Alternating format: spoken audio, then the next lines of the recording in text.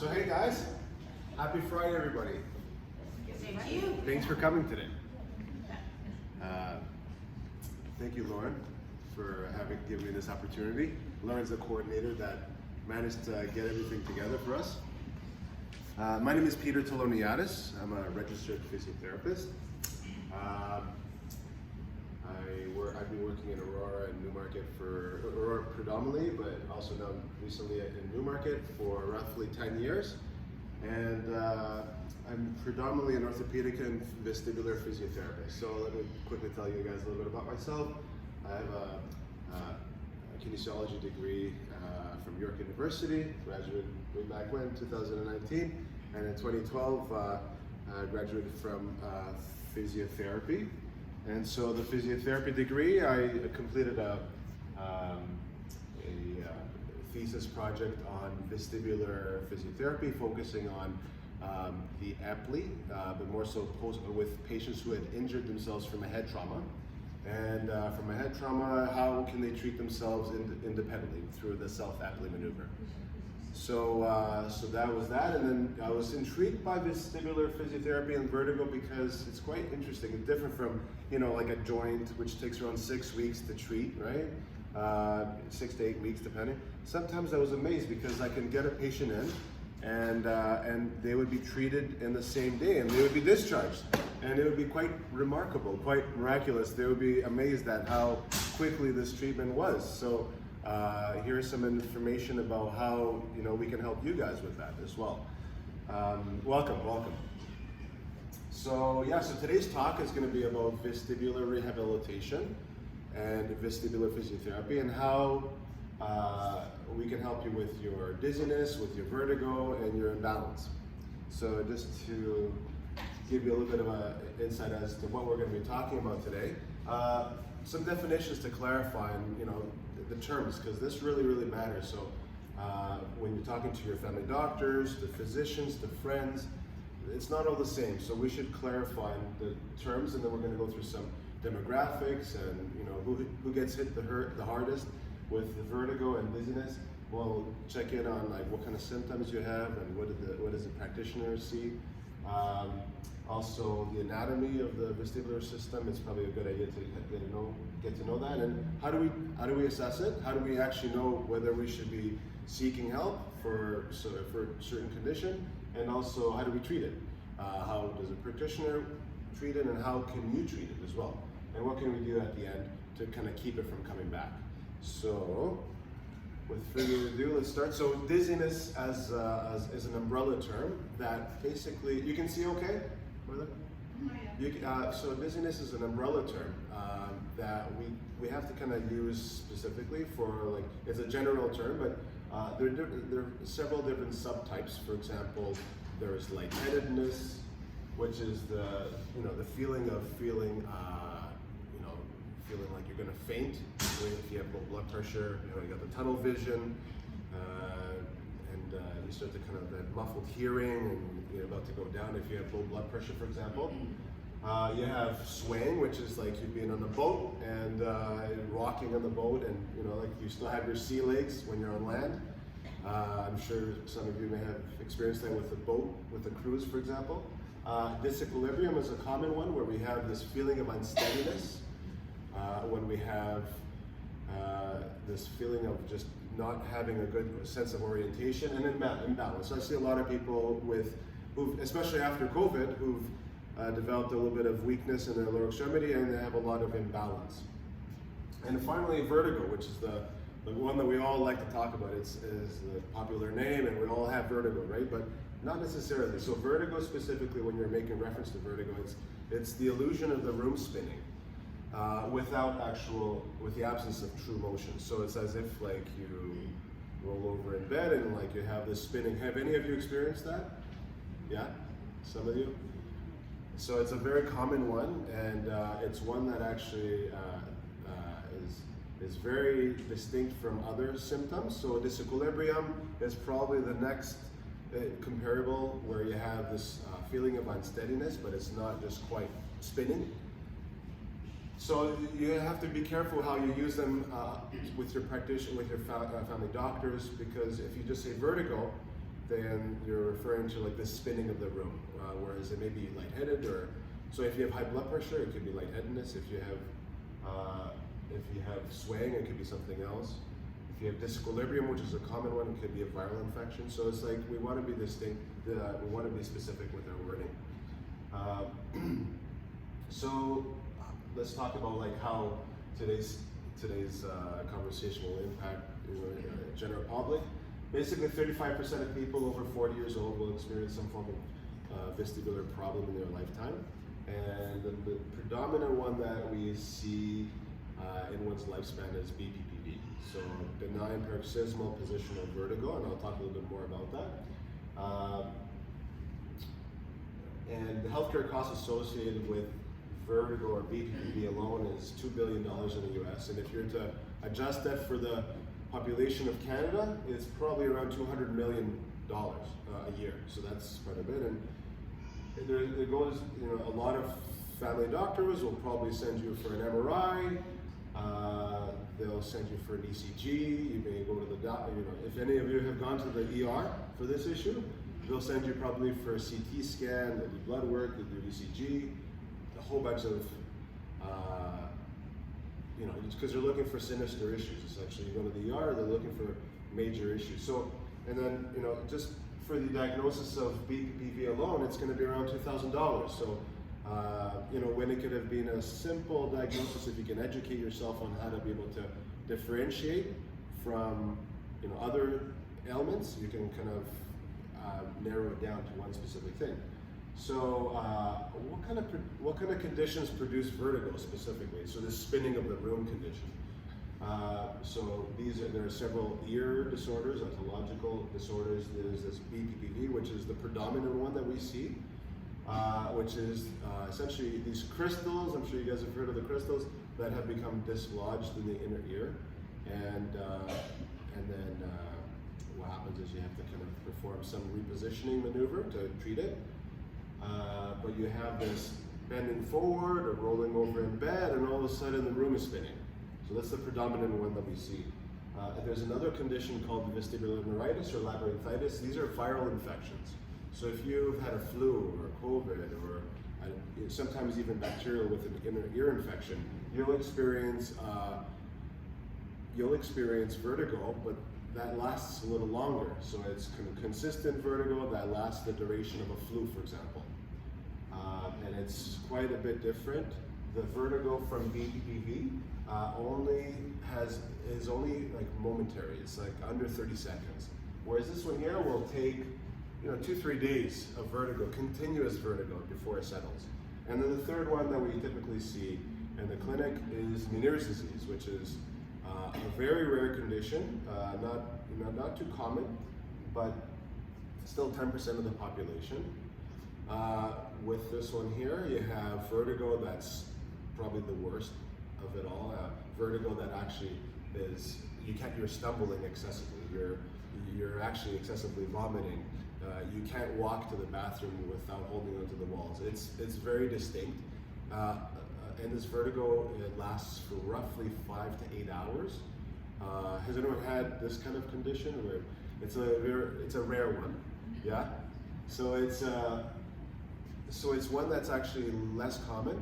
And we usually diagnose this one through a process of elimination. We eliminate all other conditions, and we usually come to, okay, this is Meniere's disease. So it's usually like, this is associated with hearing changes, with intense vertigo, and it's usually lifestyle changes that provoke it. It could be a high salt diet, so sodium, or the opposite, which is caffeine, nicotine, alcohol, which are diuretics, which really cause the electrolytes in your body to kind of fluctuate. So that's kind of triggered by this. Now, the research on that is still building, but that's what we typically try to control on these, right? Try to kind of mitigate. So there are other conditions like head traumas, concussions, right, that lead to vertigo, and a more rare condition, which is where you have a hole in the inner ear that anytime you kind of apply a pressure to your, like if you clench down or something, that elicits vertigo. So other conditions could be neurological, like vertigo migraines. This is common in younger folks, I would say, or whoever gets migraines. Somebody who's had a stroke or some vertebral insufficiencies. For example, if you've had some form of trauma, car accident, and your neck is severely injured, you've had like a whiplash, and now and your neck is fairly vulnerable. Now you have some compromise to your artery, vertebral arteries. So now you can get vertigo from that. That's obviously more severe. We have to be taking that very seriously. And of course, you can get neck-related dizziness or neck-related vertigo, which is actually a common one I see in people who have had, stiffness, degenerative changes in the neck. And finally, the one that we all think we have, but it's very, very rare. It's more like tumors, and I've seen 3 in my last 10 years. So 2 after surgery and 1 prior to surgery. Two prior. It's very rare, right? But it does exist, and that's why we do the CT scans and the ER and stuff, right? So if we're to talk about like quality of life, how does this impact us? So falls is a very common one, right, that we see. People who have vertigo they have vertigo. 80% of them will comment that their fall was as a result of their vertigo. So either it's pulling them forward or pulling them sideways. So as well, 68% of us who are working will have to take some time off work. Will leave of absence. 60% of people will actually change jobs as a result of this vertigo. So it's quite impactful. And then 86% of people will notice that there's some form of lifestyle change. These are what we call activities of daily living. So these may include, rolling over in bed, which is the most common one that we see, right? Lying down in bed, going from sitting to lying, getting your clothing on, taking showers, driving, bending forward, getting your shoes on, and whatnot. So this is, you can kind of see, this is just like an article that kind of broke it down. So let's talk about, yes, question. Yeah. Can we ask a question? Oh, sure, sure. I'm not sure if you know someone else. I just want to know, could you get a copy of this presentation later? Yeah, I'm recording it now.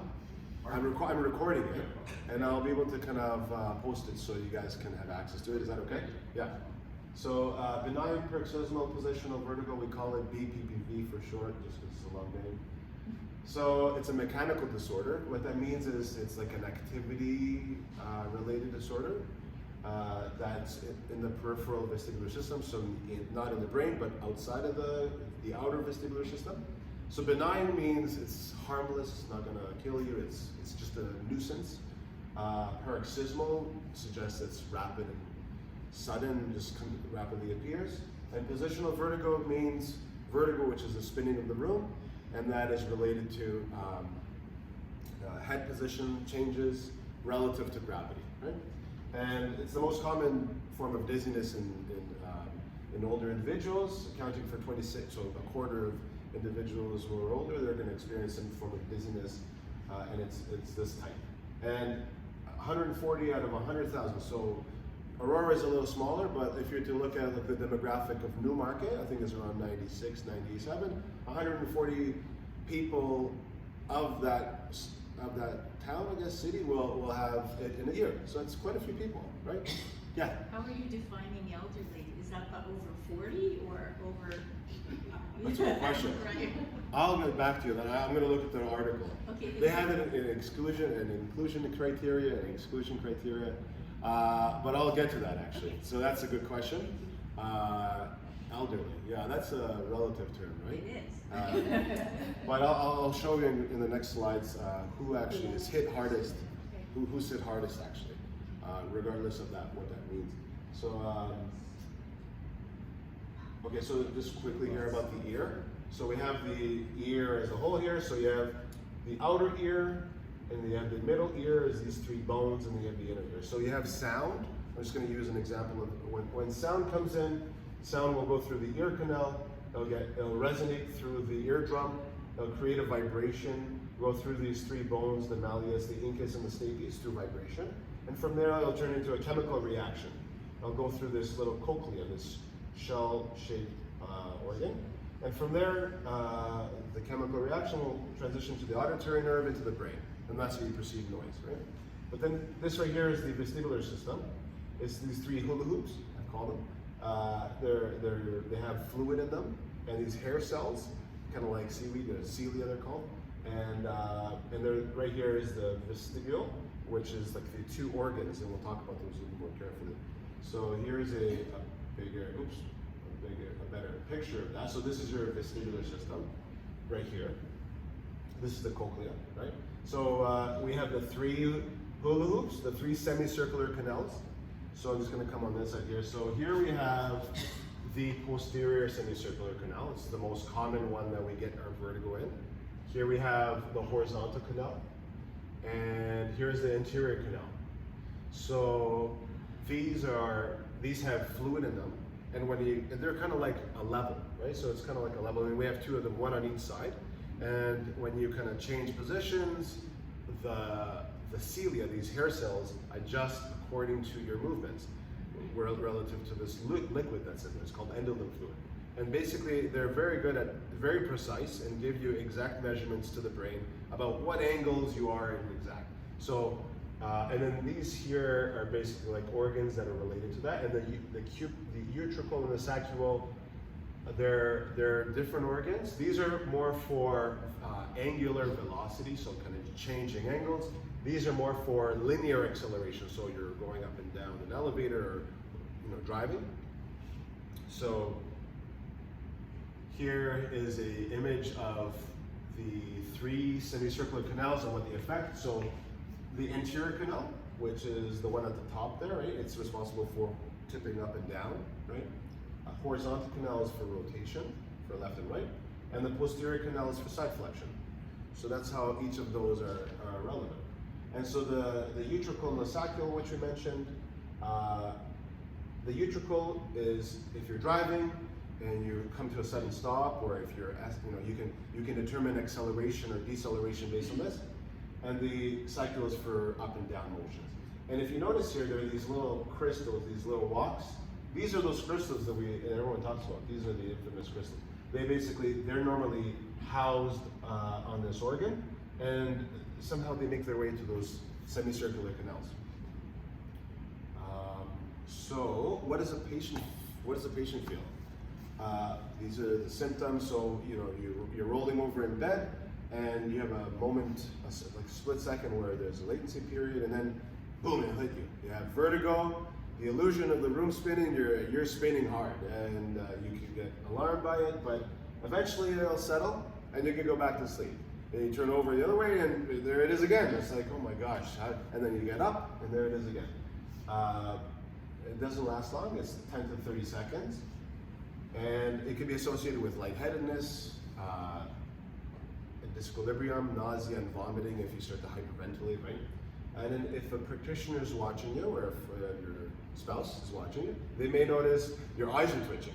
So this is called nystagmus, and it's like an involuntary muscle twitch, eye twitch, and I'll show you a video of that shortly. So what are the causes of BPPV? So they're these calcium carbonate crystals. We call them autoconia, and they get dislodged in the semicircular canal. So we have the primary type of vertigo with the BPPV, which is the predominant group of people, which it just comes on suddenly on its own, right? And then we have the other group, which is the secondary group, which is related to something. Just a show of hands, have any of you been diagnosed with BPPV? Just so I know, like, yeah? And has it been successfully treated, or like, yeah? Okay. So you guys hopefully are here to kind of educate yourselves on how to prevent it from coming back, right? So here are the risk factors. This is the page that you guys will all want to listen to. This is probably like the important slide that I think, important slide for you guys to listen to. So, okay, you had a question, right, about like age and stuff like that. So, unfortunately, females are 70% of the demographic that we treat for BPPV, for this specific vertigo. Less common in males, but I still see the group. And when we're looking for younger demographics, I'm talking about like under 50 years old. it's 50-50 with kind of head traumas and other things, right? So, but in a certain age group, which is between the 5th and 7th decade, so between 50 and 70 years old is the predominant group that I see. And I'll come to the explanation for that, why we think in a minute. But like in men, we typically see it if there's been a head trauma or some form of viral infection or something like we saw in that previous slide, those secondary reasons, right? But it's just, it could happen just for no reason as well, unfortunately. So yeah, the 50 to 70 is the predominant group. However, the research also suggests that up to 80 years old is also, is also affected. It's very rare in younger demographics. I've seen a pregnant lady with it, likely from a hormone change, perhaps. Another one who's had a viral infection who was in her late 30s. But it's very rare. I think the youngest I've seen is a 25-year-old, but she had also Meniere's disease. So again, it's associated with younger demographics if there are secondary conditions. Osteoporosis, so it's a very common thing that's associated with after 50 years old. And the main reason we think is the reason because of estrogen. Estrogen levels drop after your menopause, and basically that leads to a decrease in bone density. So that causes the ear structure, the bones, to kind of get a little bit more broken down and a little bit more loose. So now they're leaving risk for opportunity for these crystals to seep in. Interestingly enough, osteopenia is not associated with BPPV, so that's interesting. I guess it has to be the more serious osteoporosis that's related. So also vitamin D deficiency. So obviously here in Canada we have, we're in our houses for a good chunk of the year and we don't get enough sun. So this is important. So they've actually shown that vitamin D supplementation has been shown to decrease the risk for reoccurrence. So some of you have had it in the past. And maybe for those of us who don't have it, maybe we can prevent it with making sure that we have enough vitamin D in our circulation, in our body. Also hypertension, high blood pressure. So this is a big one. 5 times more likely to have BPPV from that. Do you have a question there? Migraines, I think they're more common, I guess, in younger individuals. For some reason, they kind of disappear, after 50. So, but we can still have them. And then head traumas, concussions. We see these a lot in younger individuals, but also in older individuals. If you had a head trauma or a fall, that's related to your BPPV. Hi, how are you? And then of course, high cholesterol, right? So this is the one that we see also that we also see is common. So these are the main ones. Other secondary conditions don't have any literature to support their association. So there are different forms of BPPV. The main one is the posterior semicircular canal BPPV, which is this one here, right? So as you can see, relative to gravity, if the utricle here is where we store the crystals, they can easily, if this bone structure gets a little bit more deficient because of one reason or another, whether it's osteoporosis or something, or a head trauma or like a whiplash, it'll get dislodged, and then some of these crystals will seep into this canal relative to gravity, right? So it's 92% of the population usually get this type of BPPV. And this matters because the type of treatment that we provide is based on the canal. So it affects the right side more than the left. I'm not sure why. Maybe we all sleep on the right side. I don't know. Horizontal canal BPPV is the other one that's roughly 10% of the population. And that's this one right here. And this one is more associated with, maybe sleeping on your sides, right? Interestingly enough, with this one, we can also resolve it on our own because by default, like you're sleeping on your side, you get your vertigo, well, you got to lay in bed again to go to sleep. So you may miraculously treat it yourself by default, by accident. So they've shown a spontaneous remission in a large group of people because of this reason. But another reason why people can get this one.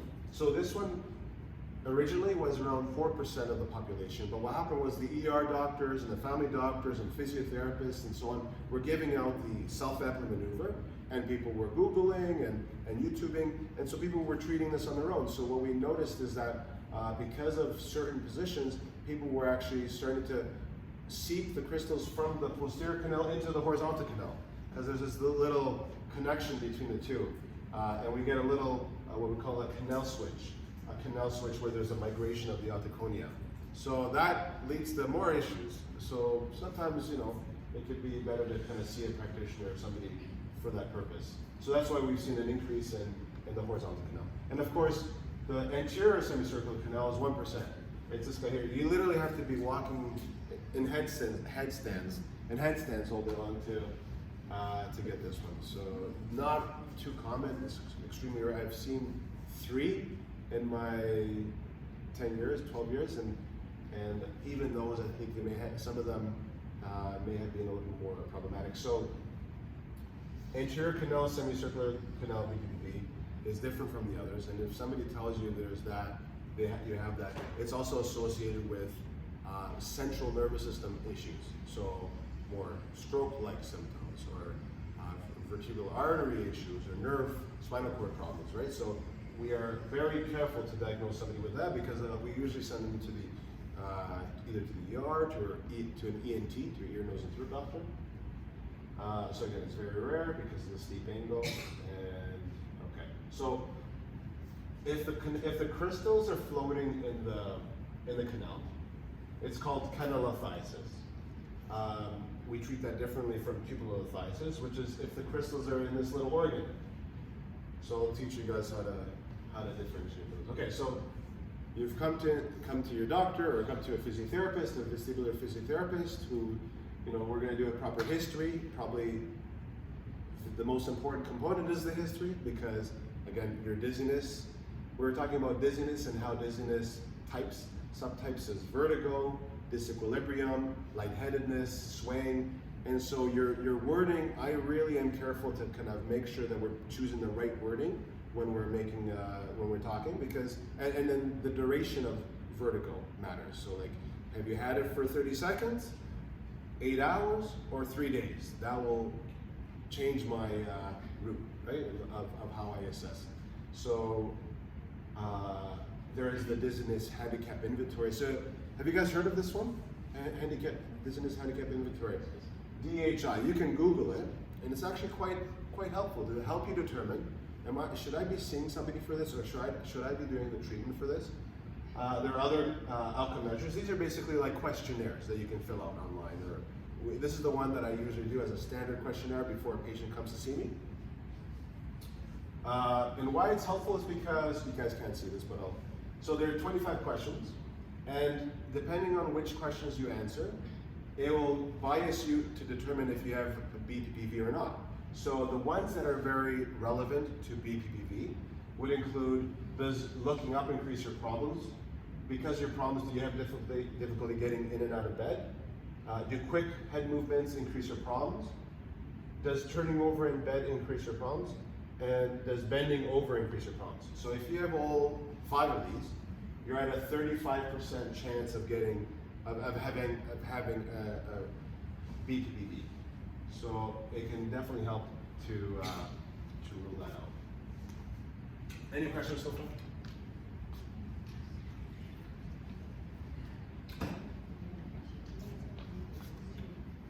So after we finish the subjective history, we'll go through some eye tracking, see how you do with eye tracking, which is more relevant for the coordination between the eye and the brain, and then also some head thrust movements, which are coordinating the vestibular system and the visual system. So because you have these levels, they are very precise in their movements. And so if I'm able to keep a conversation with somebody, right, my eyes have to stay focused on you. So because of that, I have to adjust my eye to so basically they have to be in sync. And so if they're not in sync, I'm gonna get dizziness. And usually we have an issue on one side or the other. And so we can determine if there's a viral infection. We can determine if it's the left ear or the right ear. based on this test. So it's a very accurate one, and it's a quick head thrust response to determine. Then of course we're looking at your balance. So when we look at balance, we rely on 3 systems: your vision, heavily, like 85% of your balance is your vision, right? Your feeling in your feet. But as we get older, we get pressure. We lose the awareness. We get calluses, and we get peripheral neuropathy, and all these other issues that kill the nerves, and so we don't sense as well. So we don't sense as much. And so then there's the vestibular system as well. So then that's why as we get older, we tend to look down a lot, because we're using depth perception for our balance. And the vestibular system is a little bit more effective. So one of the tests that I do is I get people on a balance pad. For some of those who've seen me in person, you know, it's quite vulnerable. You feel quite vulnerable. Like you'll be swaying quite a bit, right? And that sways because you don't have that depth perception to give you information of where you are in space. You're heavily relying on your feet and your vestibular system. So now we get into the good stuff. So this is the Dix-Hallpike maneuver. Have any of you heard of this one? It's the test that we determine whether we have vertigo or not. So it's the gold standard for ruling in BPPV. And what we're looking for here is vertigo. So this is the practitioner done test. However, you can do this at home as well. You basically lay on your bed, you set up a pillow behind your pelvis there, right? And then you bias, if you roll over in bed and you're having vertigo with left rotation, you're suspecting it's the left inner ear. If you rotate to the right, you think it's the right inner ear. So you bias your head towards the side that you're thinking is vulnerable, the left or the right. Let's say in this case it's the right. And then what you do is you lay down over the pillow, your head would be extended, and boom, vertigo comes on. You've done the test. So that's the test. It's very simple. Now, the practitioner will be looking for nystagmus, and that's the eye twitching. And depending on how the eyeballs are moving, we'll be able to provide the proper diagnosis. So if they're moving upwards, upward nystagmus is suggesting posterior canal BPPV. Downwards is suggesting the anterior canal BPPV, and sideways is the horizontal canal BPPV. So when you're going upwards, there is a little bit of a torsion, a twist to the eyeball. So it takes a trained eye to look at this. That's why a lot of times they put the goggles on. But you'll notice a twist towards one side or the left, and that'll determine whether it's your right or left ear. Right? So I wonder how I'm going to get this to play. Let's see.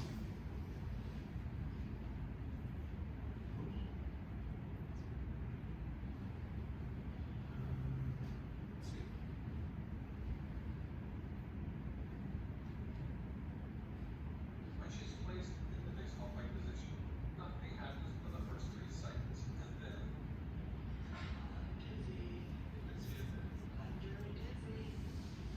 she becomes very pendulous and has vertical upward nystagmus with a rotatory component towards the downward ear, which is the left. Collapse around.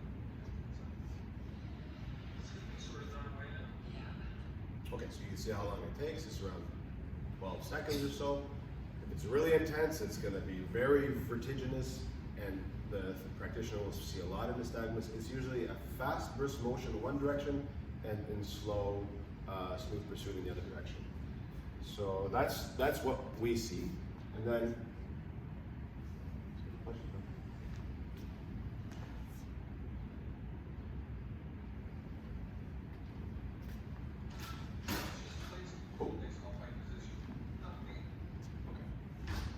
so when should the Dix-Hallpike position be avoided? This is quite important, especially for us who are doing it at home, right?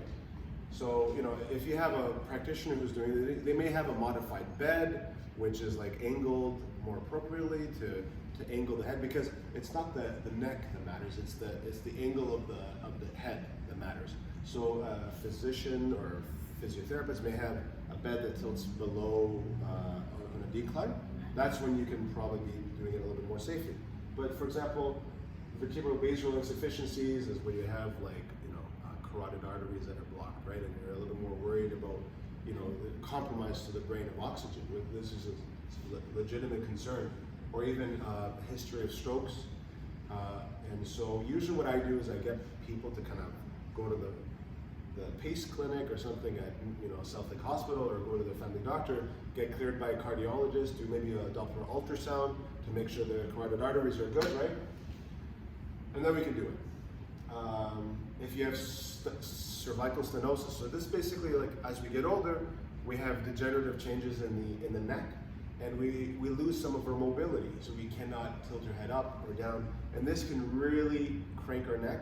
That can generate some dizziness and also kind of harm our neck, whether it's the spinal cord or the actual structures, the dura mater.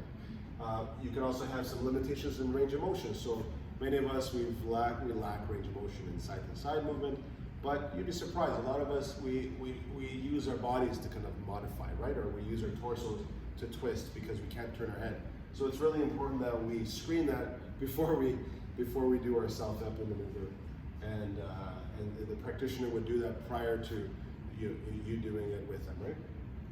Down syndrome, there's a vulnerability here because of a ligament in the neck, which may cause the vertebrae to shear forward and impinge the spinal cord. Again, this is cervical. This is if you have referring pain down the arms, pins and needles in the hands. You have to be careful with that, right? We would want to clear that. We would want to treat that first before we, provoke the neck. And then this is a condition where there's like a stiffening of the spine, of the vertebrae, and then a low back dysfunction. If you're laying back, it's going to cause severe pain. So, and then of course rheumatoid arthritis, which is a common one, again, causing vulnerability to the neck structures, the ligaments. And then finally, somebody who is morbidly obese, you need to have some help to help them down because it's difficult to get them down and rolling over in bed. So if you now have horizontal canal PPD, this is a different condition where you assess it differently. So let's say the person comes in and and you've done the Dix-Hall pike and there's nothing. Well, it could be the horizontal canal that has the crystals. So for this one here, what we do, we lay you down on a pillow. This doesn't show a pillow, but you would be 20 degrees flexed. And then from there, you rotate your head to the left, and then you rotate your head to the right. So what you do is, you go to the left first, and you ask yourself, do I have vertigo? If you have intense vertigo, and there's eye twitching, you roll to the other side, and you ask yourself, is that side better or worse than the left? If it's worse, then that's a side that has your issues. If it was worse on the left, then that's a side that has your issues. So this is the test that we would determine if you have horizontal canal PPD.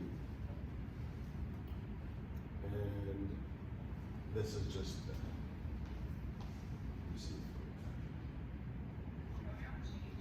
so you can see how it's sideways now. It's called, this is geotropic nystagmus with the vertigo, the nystagmus is in the direction of the ground. This is typically more aggressive, usually more vigorous, and then it eventually stops. So this is the anterior semicircular canal. You'll see they're doing the Dix-Hall pike here, and you can see the eyes are twitching downwards. So again, very rare. You won't see this. I won't see this too often, but it's a possibility. This woman was probably doing headstands with her grandchildren or something. There's also a, so how do we treat it? So there are different types of treatments.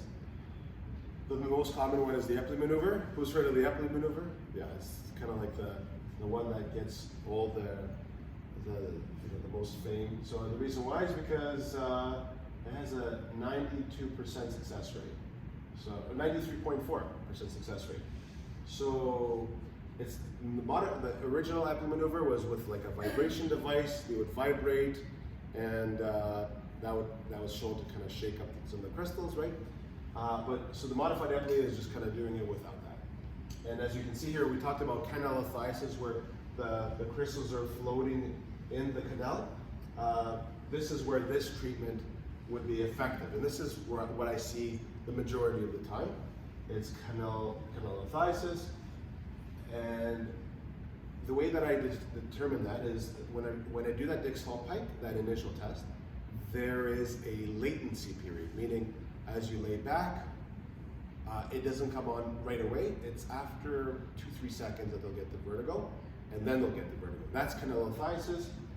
And then this is how it's treated. So basically, if you note here, the first is the assessment from sitting to the 45 degrees to the right. That's going to confirm you have BPPV because of the vertigo, right? And then from there, from right side line, you rotate your head to left. So you rotate your head completely opposite. And then from there, you roll to the opposite side where your cheek is facing the table or facing the floor. And then from there you sit up. It's actually quite simple. Have any of you attempted this on your own? Yeah? No? Yeah. You do? Wow. You're very brave. Have you had success with it? It does, it's pretty effective, right? Especially the self-applied maneuver, and you could do it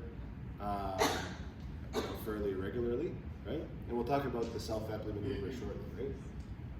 The reason why it's effective with a practitioner is because 93.4% is because the angles matter, right? And if you're doing it on your own, you may not get the angles right because you literally have to drain the canal completely, vertical, right? So the way it works is basically like you have this semicircular canal. This is your posterior canal. Relative to gravity, here are the crystals. And then as you make that rotation, the crystals will fall to the base of the canal, and then they'll flush into the utricle, right? But if your angles are inaccurate, then you may not be perfectly. You may need to do it a second time and a third time, which is why it's helpful to have somebody there doing it with you. Okay, so this is what we do for this is a semi maneuver. This is the second most effective maneuver for BPPV. This is my backup plan. If a person has vertigo and it's immediate, spontaneous vertigo as soon as I lay them down, that's where the scapula has the crystals, and as I lay them down, it'll rock or oscillate, and it'll create this vertigo, right? And again, it has a very good success rate, but it takes 4 sessions. And the reason why this one's a little more, you have to be a little more cautious is because it's very aggressive. So it's a rapid head and trunk change. And it has a high reoccurrence rate here compared to the Epley, which is pretty good. So with this one here, I literally take a patient from one side and I whip really quickly to the right. And then I hold that position for a minute, 30 seconds to 2 minutes. And then from there, I quickly whip them to the other side. So it takes some teamwork and some agility. And from there, come back. So what you're trying to do here is you're trying to dislodge the crystals off that cupula. You have to go speed dependent to get them dislodged. So I've had some success with this one too. The angles of the head matter because you're biasing, in this case, the person you're biasing the left. So this is called a semi maneuver. So again, these are for the posterior canal. So then this is for the horizontal canal. If you've ruled out that you don't have, the Dix-Hall pike is negative, but your supine roll test is positive, then you do this one here. So it's called the barbecue roll. It's easy to remember. Just imagine doing the barbecue roll. And it has actually pretty good success, 90% success rate after 2 treatments. And this is usually what I have to do sometimes with patients who've had the crystals seep into the other canal. That's the most common reason why. And so this is very simple. Basically, you lay on your back, and then you go in the opposite direction of the affected ear. So let's say if it's the right ear that you've confirmed is the positive one, you go to the left. And then from the left, you go on all fours, and from all fours, you turn to the right, and then back up to the ceiling, and then you sit up. So you hold these positions for 30 seconds. Really simple. I say simple, but you gotta, so you hold these positions for 30 seconds. But, okay. So self-administered modified Epley maneuver. This is the self-Epley maneuver, right? So it has a 90 to 95% success rate after a week. That's because you could do it 3 times a day, and and take a break from it. And so the self-Epley maneuver is the one that I did my thesis project at Queen's for, and it's actually very effective. Essentially, you need a bed. You set yourself up with a pillow. You modify your head so that it's angled 20 degrees. 20 degrees with the extension and biasing the side that you're suspecting the vertigo is provoked in. And then from there, from there you can kind of spin to the left and then onto your cheekbone, and then essentially you get up. So that's basically the same thing as the Epley, and I can, if you want, you can take my email and I can send you some the self-Epley maneuver. There's one that the ER gives to people, is the Brendaroff maneuver. And this one, you're more successful just doing nothing compared to this one helping. So it's very outdated. It's from like the 1970s and 80s. It doesn't have good success. It'll stir you up more than, it looks like the Sema maneuver, but it actually is very, very ineffective. So you're better off Googling the Epley maneuver. And so after a treatment is done with me, or if you do it on your own, it's advised that you avoid that side that's affected. So let's say we found that your right side is affected. It's advised that you avoid right side lying for 3 days, just because there's been shown in the research 1 in 10 of you will probably get a reoccurrence from that recent canal, right? And so I also suggest people prop their head up, maybe add an extra pillow, because you want to avoid that extension of 20 degrees. And the cervical collar, I don't really do, because what I found was it just stiffens your neck even more. And then you're coming to see me for neck issues then, after, on top of dizziness. So I try to limit it. But the thing is, most people will guard the neck to begin with, right? Most people will avoid neck rotations because they're a little scared and apprehensive. So I usually don't have to implement the cervical collar. Okay. So 2-3 days. So usually afterwards, so sometimes BPPV or other conditions can, like vestibular neuritis or labyrinthitis, can lead to this unilateral, it's called vestibular hypofunction. So you have one side of the ear that's not functioning optimally. So the vestibular system is functioning normally, but the nerve is not sending the proper messages to the brain, so that's being affected. So the vestibular neuritis is like inflammation of the nerve, right? So these are the ones that we actually do treatment for head-eye rotations, where we kind of recalibrate the vestibular system, and we work on balance. So there are different types of balance that you can focus on. There's static balance, and then there's dynamic balance where you're walking heel to toe.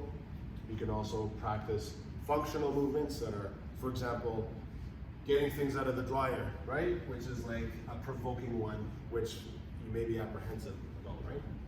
And of course, a lot of people after vertigo, they're usually a little more sedentary. Like I mentioned, a lot of people, they don't go to work, they're very cautious to go out to public settings, they become sedentary. So it's really important that we rehab their legs, their core, so that it's not a downward spiral, right? And then reoccurrence. So again, reoccurrence is kind of defined if it comes back within 30 days. If it's more than 30 days, it's likely a separate event, unless you've been kind of avoiding that. If you've been lying with those pillows propped up or avoiding that right side, it may still be there, right? But if it's been successfully treated and confirmed with a big health pipe that everything is clear and that there's no vertigo anymore when you lay in that provoked position, and you do get the reoccurrence, then obviously you need to do that. That's considered a reoccurrence, and it's 12%, which is fairly rare. right? 12% reoccurrence with the Epley maneuver, modified Epley, and a little bit more higher reoccurrence with the other two.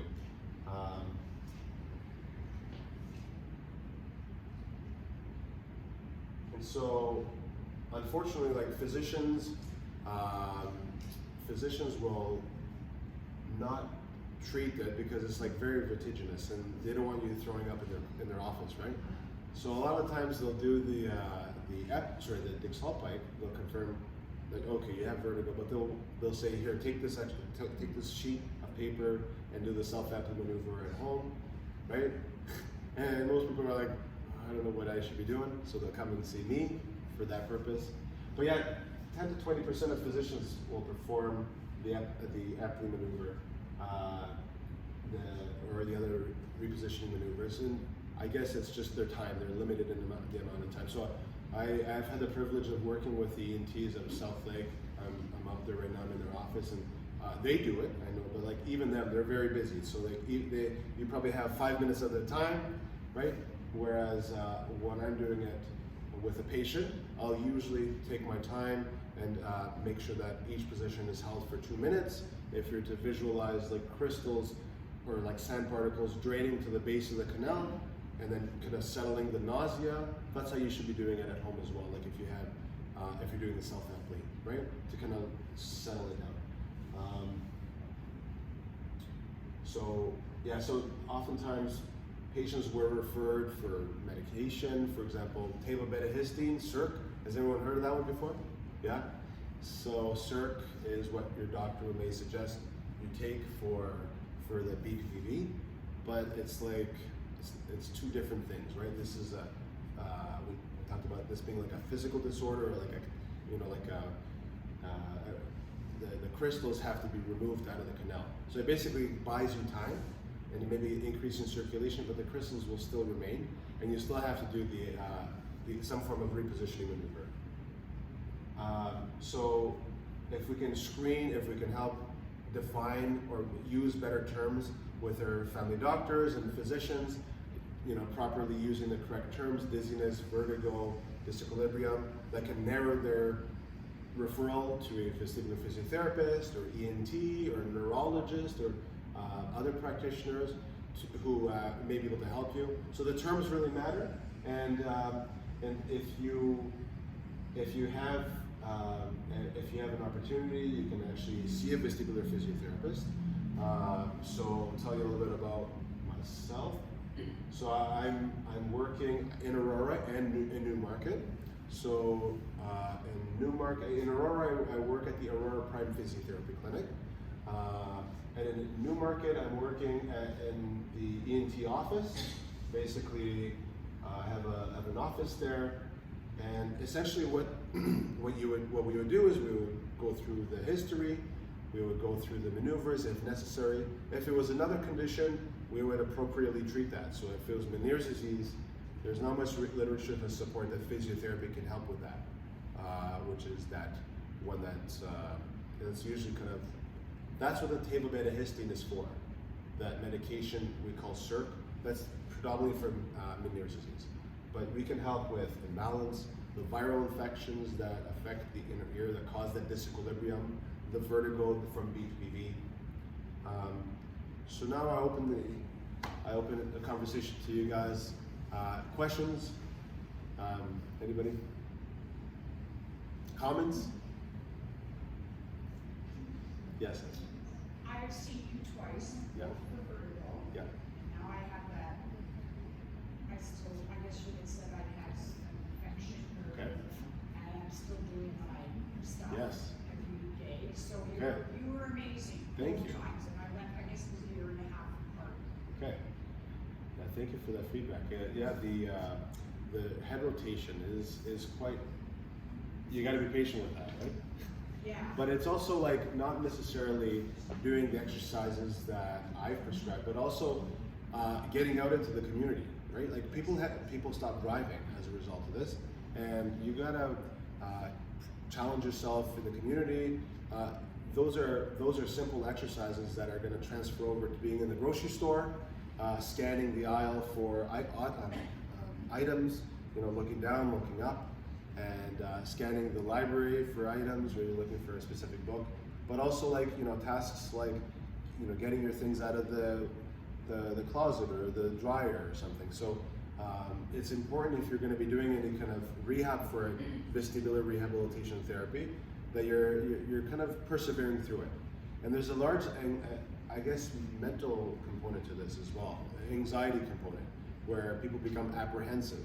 And so the bigger challenge that I have is differentiating between, is this true dizziness, or is this their apprehension or their anxiety talking? So if we can differentiate between those two, that makes a big difference. If you've been dealing with this for a long time, right, which many people have, you start to become a little bit more apprehensive, and so it's kind of like pain. You anticipate that your back's going to hurt before you even bend, right? It's the same thing as your dizziness. So it's important that we are separate, that we're differentiating between our apprehension and our true vertigo or disequilibrium, right? Any questions about the terms or about the maneuvers? The maneuvers, yeah. I have a question. I think I have a severe disease or something, and why it always happen when I just get up in the morning. It most of the time, yeah, when it just the first thing in the morning it happens, and it stay for 2 or 3 days. Oh, really? So you'll go from lying to sitting, right? Is that what you're saying? Lying to sitting, and then you'll get dizzy? No, yes, when I just get up in the morning, sometimes I cannot get out of the bed either. Right. How long does it take for you to settle your symptoms? It's maybe it's Few minutes? Yeah, it's about. So that's a very common thing that I see, actually. Thank you for saying that. Thank you for mentioning it, because a lot of patients, they'll comment how they have dizziness or vertigo or some form of disequilibrium transitioning into sitting rather than the lying down, right? So when it comes to that, at first that'll be, so again, the Dix-Hallpike is the vertigo lying down, right? It could be that you're rolling over in bed and you get up in the morning and it could be the crystals coming back to the base of the canal, which is eliciting that vertigo. But it could also be several other things. For example, blood pressure. Your blood pressure can drop. How many of us have been sitting for a while and we get up suddenly and we feel lightheaded? Is it a lightheadedness or is it a vertigo? It's vertigo. Okay. So the vertigo, so spinning, right? Yes, it's spinning and I lose my balance too. Right. I cannot control my balance. So a lot of the times there is a cervical component to this, a neck-related component to this, where you have, relative to gravity, your joints are strained, and you have this dizziness that's provoked from lying to sitting relative to gravity, right? But when you lay down, or when somebody helps your head hoist up, there is no dizziness or vertigo. So for example, I've done with many of my clients, I'll take them with a bed and I'll have them to be completely relaxed, propped up on a pillow, and I'll raise their head up, and they don't get vertigo. But when they do it themselves, their vertigo is triggered.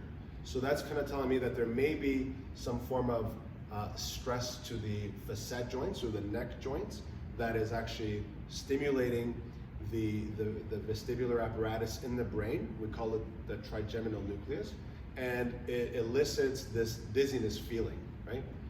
It could very well be vertigo from BPPV, right? But the way that we confirm that is we lay you in a specific position, the Dix-Hallpike or the supine roll test, and we confirm is that that your vertigo is triggered in that position. But we can't really confirm for sure that it's BPPV from the lying to sitting position. So it may be neck related, it may be, that's why the timing matters. So if you had vertigo the entire day or 2-3 days in, we would be thinking you're dealing with a viral infection, right?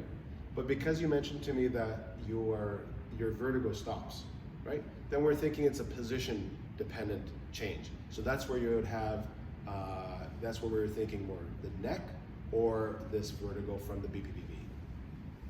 So I hope I answered your question, because it's kind of like a tricky one. We would have to assess the neck.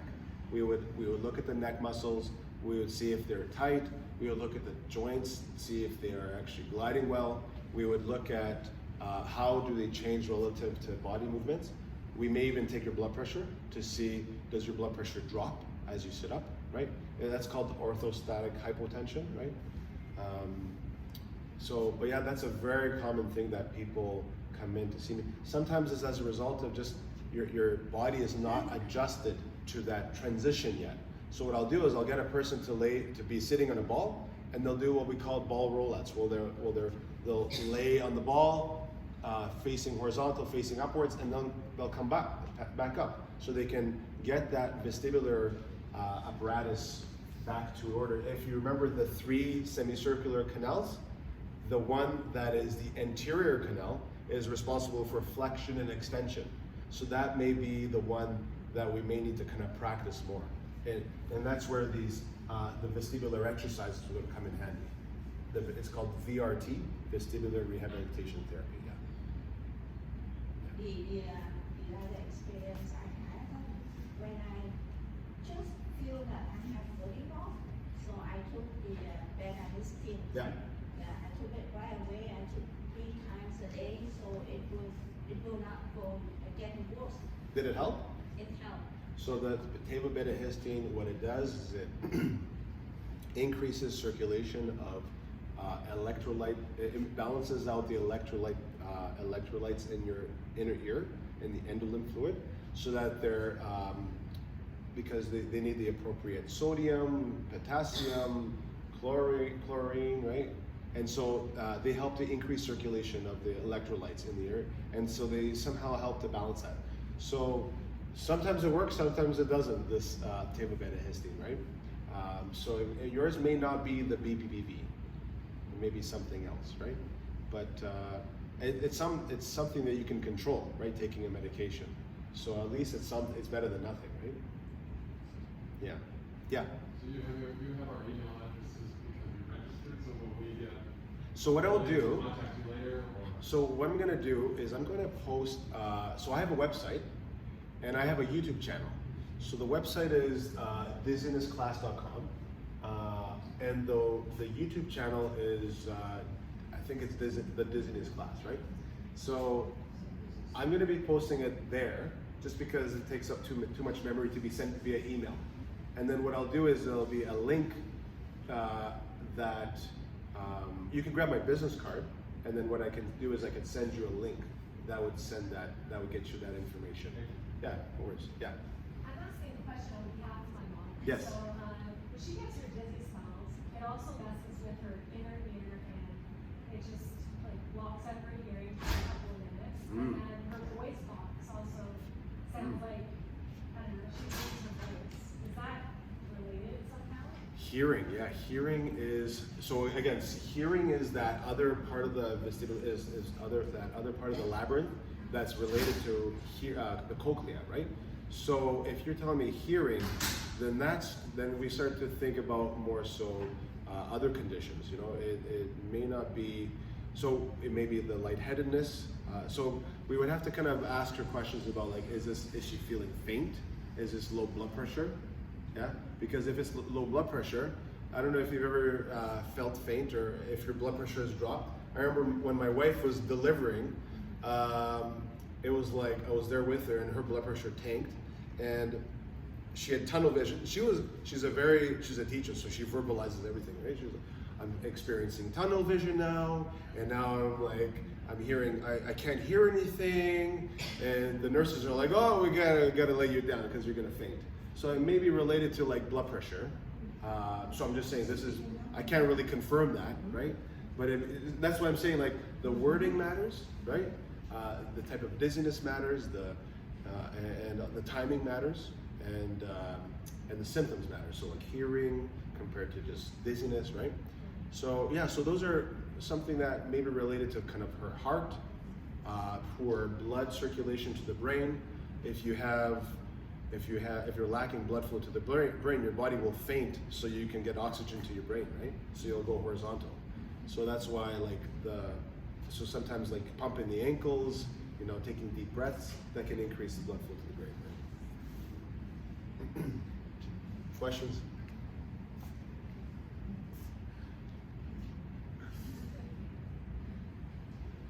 Well, thank you everybody for coming today. I hope it was helpful. And the information, I have a brochure actually that you're all, I think I have enough, that you're more than welcome to take. It basically kind of describes the types of conditions that we treat, right? The vertigo, disequilibrium, the types of conditions that you can do, the type of maneuvers that you can perform, right? And if any of you want to ask me questions individually, I'm going to stay a few more minutes to kind of answer your questions. Thank you for coming today.